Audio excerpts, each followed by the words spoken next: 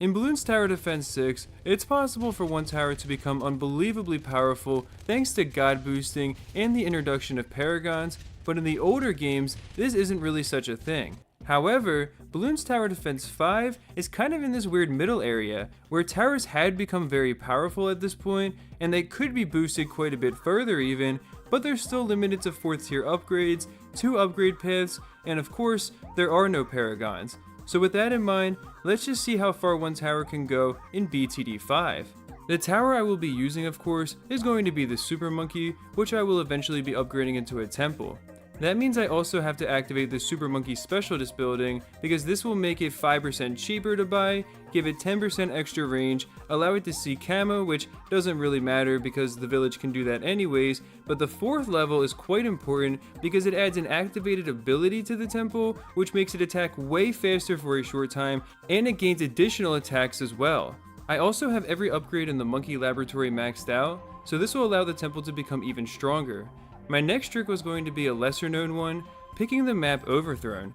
This might seem counterintuitive, considering that the map is ranked as intermediate, meaning it's a lot shorter than some of the really easy beginner maps. However, each throne in the center of this map has quite a unique property, giving any tower placed on it a modest 15% extra range, along with a much more ridiculous 5 times higher attack speed.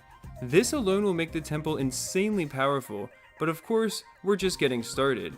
But the first thing I'm going to have to do is just get to the point where I can actually afford the towers I need to sacrifice. You might notice that I'm playing on easy mode, but that's because I already know the temple can be impoppable on its own. I tested it on a YouTube short, and without even using special abilities, it went well past round 100 in free play. So I just want to see what's the highest round possible for a single tower in general. Well, I should say a single tower that does damage, since it will be boosted by the other towers I'm using, of course. I also wanted to use one tower for attacking the entire time, even before I actually bought the Super Monkey. So I started with a sniper on the left throne, and it went absolutely insane, even without any upgrades. I didn't even have to upgrade it until round 13 in fact. Once I could afford the 3 times attack speed, it basically became a machine gun. On round 38, I got up a 2-2 village because I was planning to build a Super Monkey in the spot where the sniper is currently pretty soon. The village would provide a 10% discount, along with an extra 15% range and attack speed increase from the left side upgrades, and extra pierce plus camo detection from the right path, neither of which will actually matter in this case. But I do need to go with the right path, since the 4th tier upgrade will provide another activated ability that will make the temple attack way faster for a short time, just like the Dark Temple ability does. On round 45, I got up a 2-2 Super Monkey, and I'll admit, it isn't super impressive yet, but just wait until it's a little stronger. Once I beat easy mode, I put down a couple farms just to make sure it wouldn't take too long to actually afford the temple.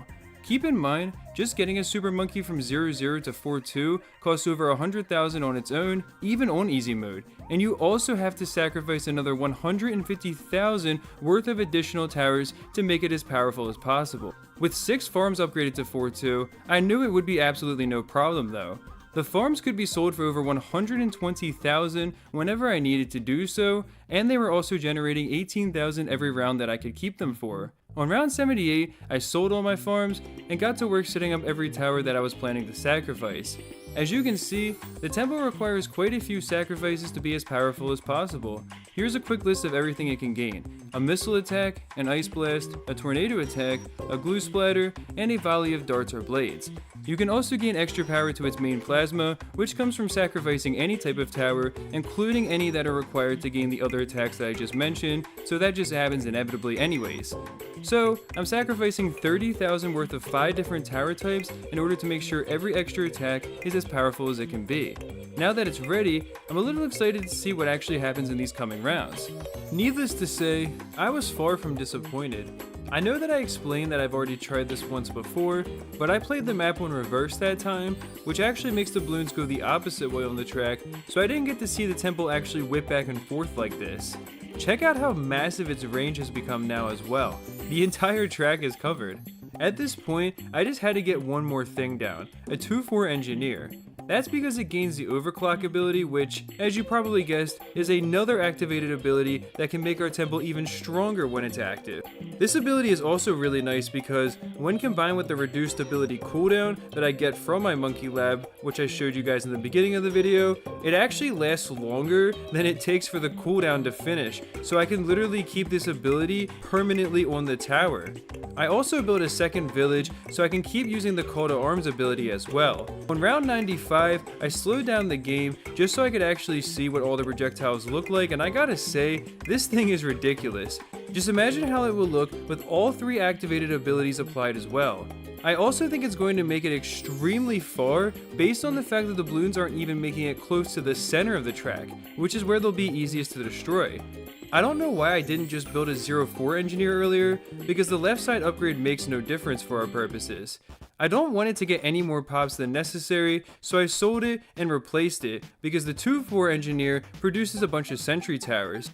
I could always try putting the engineer in a spot where it can't pop anything as well, although I do want it to be in the range of the village. Oh well, I really don't think it's going to be making much of a difference. Just as I expected, the tempo cruised past round 100, and I figured at this point I would just let it go as far as possible without using any of the abilities, and then come back to see where it ends up failing.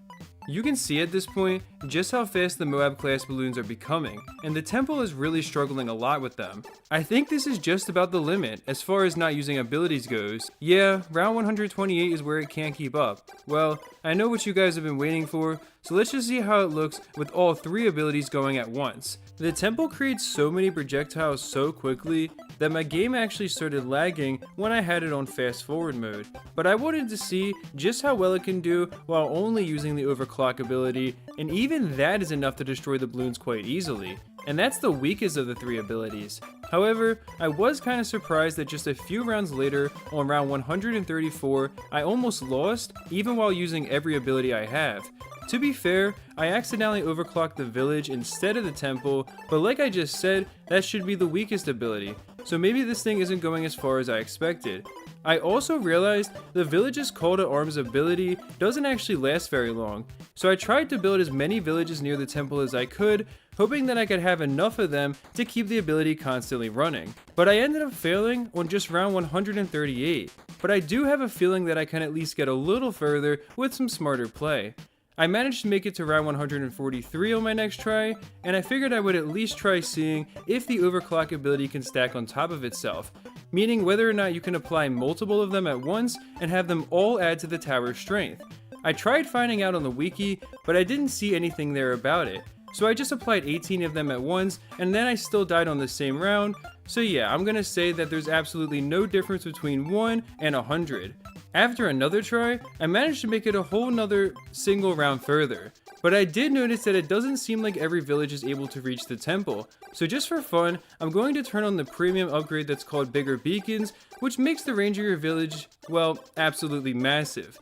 That way, we can see just how much further the temple can go with every call to arms ability able to reach it. And now with that in play, I was able to start getting by without even needing to use the Dark Temple ability anymore. I failed round 150 twice in a row when I tried without the Dark Temple, because the amount of ZOMGs that comes at you is just too insane. Free play in this game is based on RNG, so it is possible to just get lucky here, but I'm going to just start using the Dark Temple again and see if we can at least squeak out a few more rounds. But even with it in play, I just barely seem to have enough firepower. I think that Ninja Kiwi purposely makes certain milestone rounds extra hard, even if the balloon waves are based on RNG. I know that's the case in the 6th game at least. On round 151, I just barely had enough time to activate the Dark Temple and keep myself from certain death. I ended up losing on round 153, and I'm gonna call it here. I definitely think it's possible to go further, and I'm curious how playing this map on reverse might affect things, but my laptop isn't the biggest fan of playing past round 150 while recording with OBS, so I'll let you guys figure that one out.